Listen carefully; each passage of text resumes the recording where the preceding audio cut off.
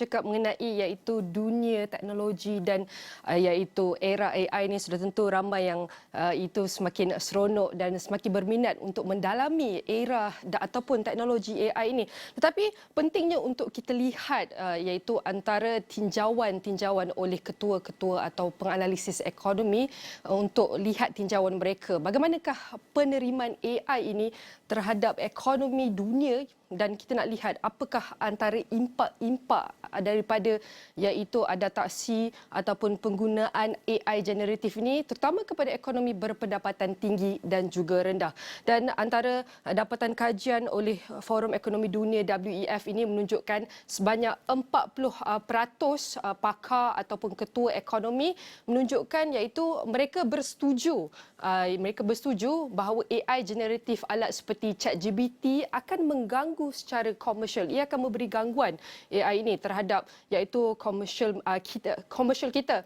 Namun 37% ahli ekonomi mereka tidak beberapa pasti bahawa AI ini akan mengganggu negara-negara di peringkat global secara komersial. Antara dapatan lain untuk kita saksikan bagaimanakah pengaruh AI terhadap produktiviti, dan 48% responden ini mereka beranggap iaitu AI berkemungkinan besar dan berkemungkinan mereka akan memberi pengaruh produktiviti terutama dalam ekonomi berpendapatan tinggi. Manakala 34% pakar ataupun ketua ekonomi mereka menganggap bahawa AI ini tidak mungkin akan mempengaruhi produktiviti dalam ekonomi berpendapatan rendah. Selain itu untuk kita saksikan bagaimanakah timeline ataupun garis masa benefit produktiviti ini yang didorong oleh AI, dan di sini data menunjukkan sebanyak 50% iaitu ketua ekonomi mereka berkata iaitu produktiviti yang berasaskan AI ini akan mempengaruhi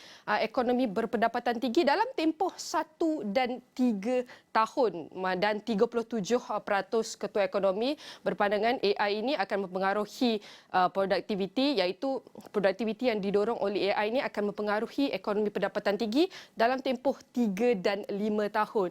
Manakala berapa iaitu hampir separuh 47% pakar dan ketua ekonomi mereka berkata iaitu AI akan memberi pengaruh kepada ekonomi berpendapatan rendah selepas daripada 5 tahun yang akan datang, iaitu memerlukan jangka masa yang panjang bukan pendek. Seterusnya untuk kita lihat apakah antara kesan-kesan kecerdasan buatan AI generatif ini menunjukkan sebahagian golongan iaitu pandangan daripada ketua ekonomi mengatakan bahawa 47% daripada mereka berkatakan iaitu berkemungkinan besar iaitu AI ini akan memberi pecutan inovasi terutama kepada ekonomi berpendapatan tinggi. Namun 41 ahli ekonomi berkata ia tidak mungkin akan memecut ataupun melonjakkan lagi iaitu inovasi kepada ekonomi berpendapatan rendah. Dan mereka juga berpandangan bahawa AI ini akan memberi peningkatan taraf hidup ataupun mengukuhkan kesejahteraan masyarakat kepada ekonomi kepada rakyat yang daripada ekonomi berpendapatan tinggi. Manakala 41% responden ataupun ahli ekonomi ini berpandangan berkemungkinan besar ia akan memberi peningkatan taraf hidup yang tinggi kepada perekonomi yang berpendapatan rendah.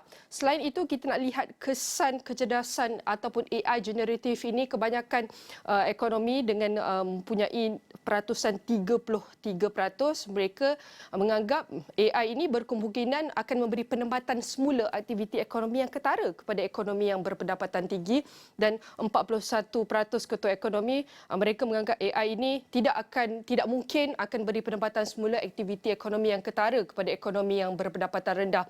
Dan untuk kita saksikan bagaimanakah AI ini memberi kesan positif bersih terhadap pekerjaan, merangkumi sebanyak iaitu 52% ahli ekonomi ataupun ketua dan penganalisis mereka menganggap AI ini akan memberi kesan positif bersih terhadap tidak mungkin akan beri kesan yang positif terhadap pekerjaan terutama dalam ekonomi berpendapatan rendah.